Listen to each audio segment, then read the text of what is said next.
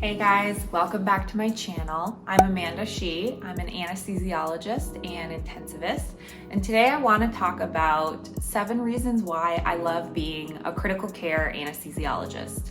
First and foremost, many people don't realize that anesthesiologists can also become intensivists or ICU doctors.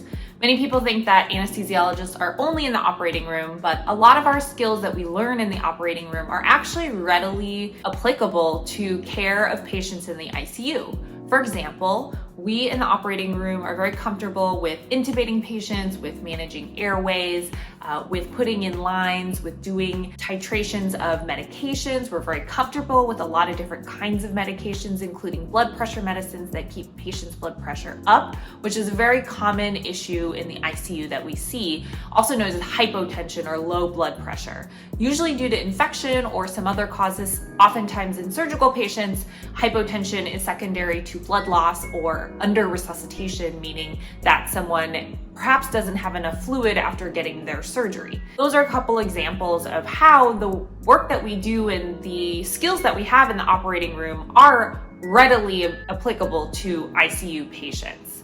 But that being said, there are a number of reasons why I love being a critical care anesthesiologist. The 7 that I'm going to go over today are just a smattering of some of the reasons why I decided to pursue critical care after my anesthesia residency. So just so that you are aware of the path, I finished my anesthesia residency, which is 4 years, and then afterwards did 1 additional year of ICU fellowship, which I spent the entire year doing ICU care rather than any OR work. As a critical care anesthesiologist, we typically work in surgical ICUs. However, we get training in a variety of different types of ICU patients, and thus can also care for medical ICU patients as well. With all that background being said, why don't we dive into those 7 reasons why I really love being a critical care anesthesiologist. First and foremost, I wanted continuity of care with my patients. So one of the things that I felt like I was missing as an anesthesiologist in the OR is that ability to see what happened to my patients.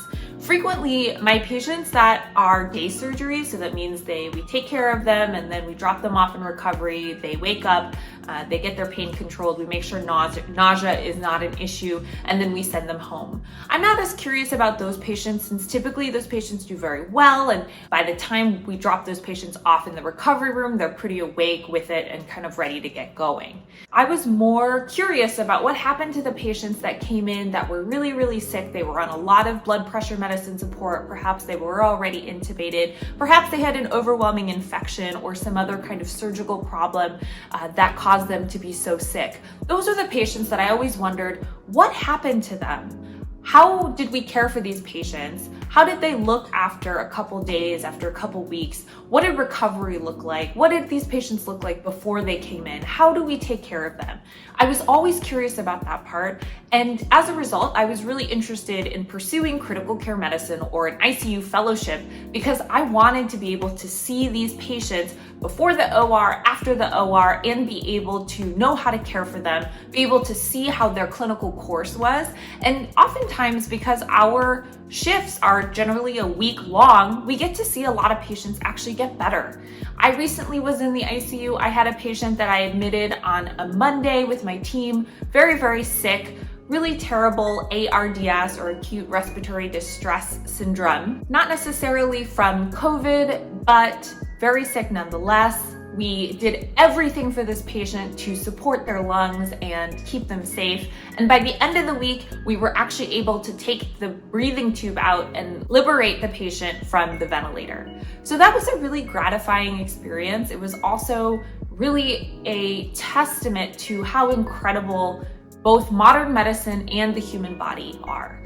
So this continuity of care part was a really important thing for me, and one of the things that I really do love about critical care medicine. The second thing is diversity in my working environments. So what I found was while I enjoyed being in the operating room, I also wanted to have different environments that I practiced in. By being a critical care anesthesiologist, I actually have variety in my schedule. So frequently what I do is about 2 to 3 weeks of operating room time, a couple nights in the ICU, and then sometimes 5 to 7 days in the ICU each month. It just depends on the month and depends on other scheduling things, but typically I have variety in my monthly schedule that allows me to be able to care for a variety of patients, get exposure to a variety of different teams and individuals, and be able to work with a lot of different people. That's exactly what I wanted in my practice as an attending, and that's what I get by being a critical care anesthesiologist. I was also always concerned about always having a very similar work environment, and by being able to work both in the ICU and in the operating room, I've been able to get the best of both worlds and be able to actually get diversity and differences in the places that I work.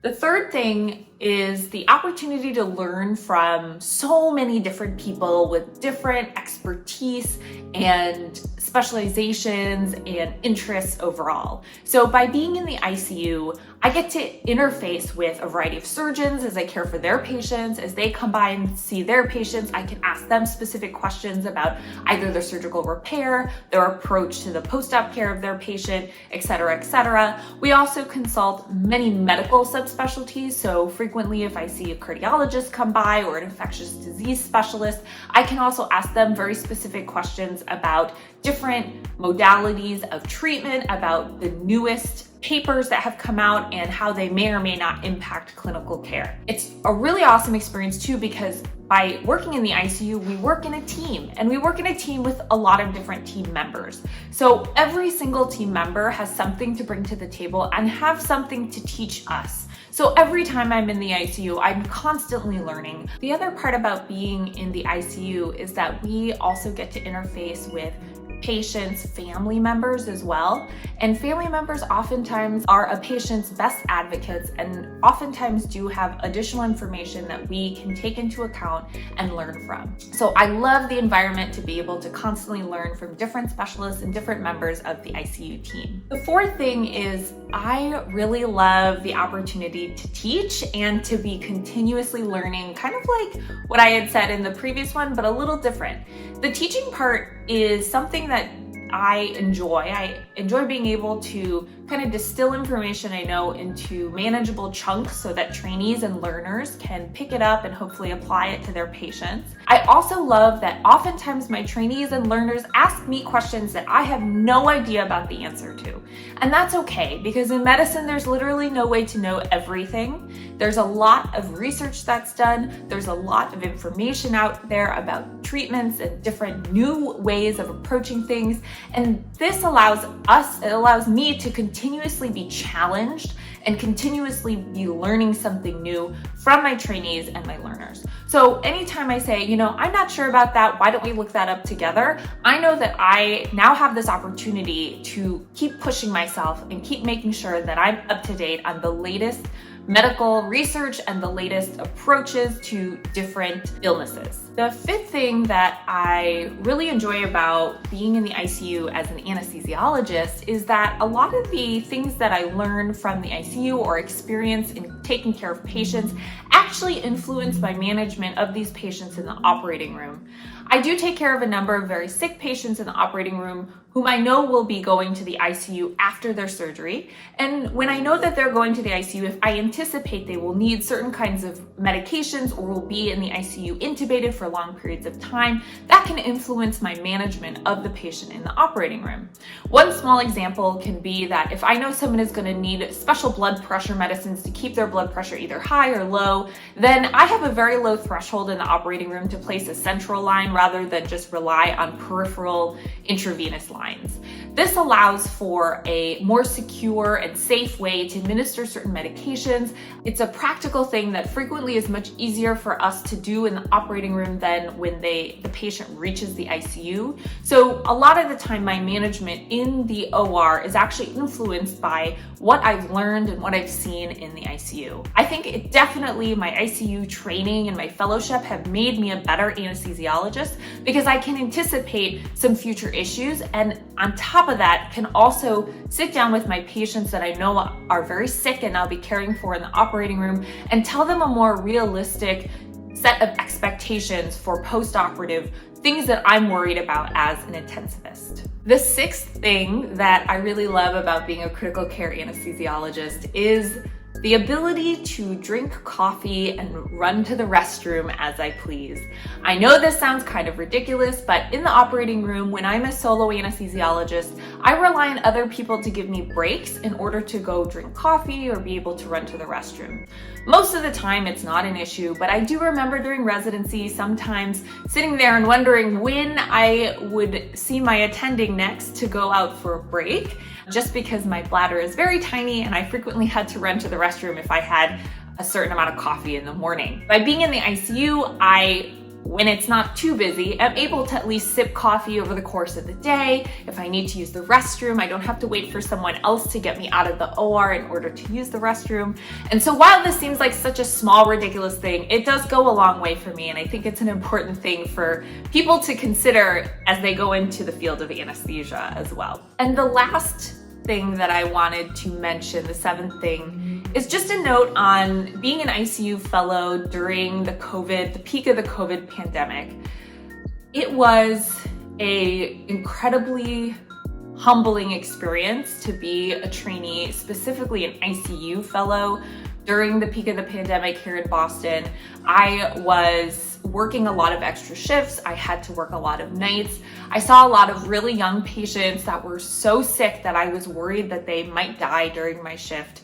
And that was heartbreaking. There were a lot of moments where I wasn't sure what life would look like afterwards, where I pondered my own mortality as I was intubating COVID patients before we knew that our PPE was adequate to protect us, before vaccinations were really a thing that we could do or rely on. And so I just wanted to say that one of the things that I am so grateful for is this ability to be able to have contributed to caring for patients that had severe COVID ARDS in the ICU and be able to see some of those patients get better.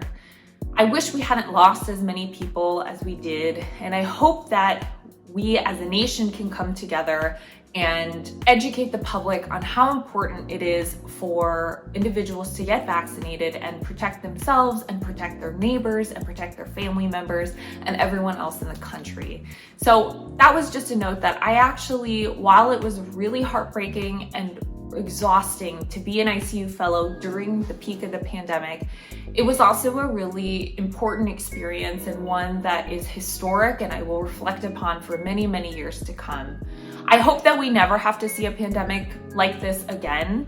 However, I'm also really proud to be a critical care anesthesiologist so that I can care for patients that are really, really sick that come into my ICU.